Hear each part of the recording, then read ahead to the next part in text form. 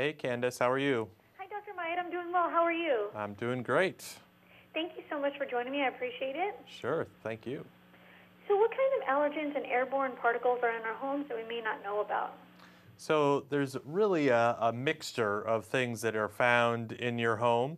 So you find pollen and mold spores that are from outdoors that migrate in. We also have all sorts of other particles that migrate into your home, like exhaust from power plants and diesel truck exhaust, and all those particles also migrate indoors. You also have the particles that are generated inside your home.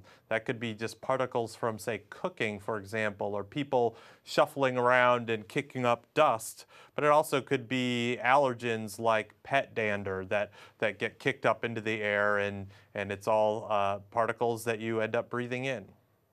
And is there anything we can do to remove cooking odors and household cleaners from our home's air if opening a window isn't an option? Sure. So a lot of these products here have HEPA filters. So these HEPA filters remove the particles. So they'll remove the pollen, the mold spores, the bacteria, the viruses, all those sorts of things get removed because they're particles, and HEPA filters remove essentially all the particles. These products also have a second filter, or a pre-filter, that has charcoal in it, and that charcoal will absorb odors and VOCs that we find in the home as well. And where do mold spores exist in the home, and how can you detect them? So mold spores exist in a couple of different situations. Mold spores are definitely generated outdoors and migrate into your home. So you end up with mold spores that are from outdoors.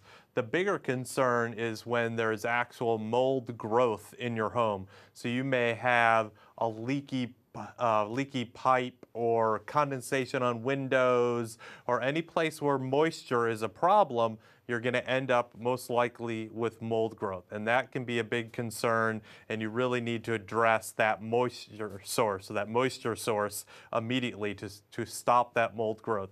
If you have mold growth in your home, it not only is an isolated event in the corner of a room or underneath a sink, but that mold will be constantly generating mold particles that end up in the air all over the place. So you end up with very high levels of mold spores in your home. So the way to fix that, of course, like I've said, is get rid of that moisture problem. Either fix the pipe or fix the leaky roof or whatever, and then you'll end up with a much cleaner environment. And do you have any additional tips or information you'd like to share with us?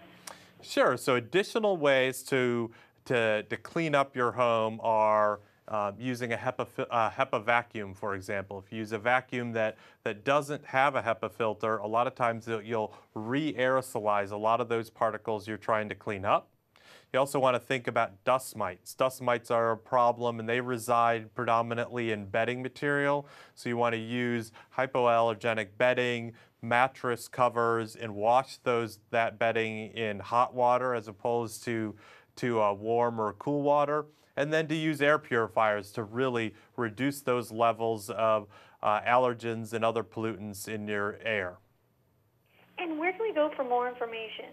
So a great website to look to for information on air purifiers and other products, along with all sorts of other tips, is honeywellcleanair.com. It's a great resource, and it'll help you determine what's the right air purifier for you. Right, I appreciate it. Have a great afternoon. Sure, thank you. Thank you. Bye-bye.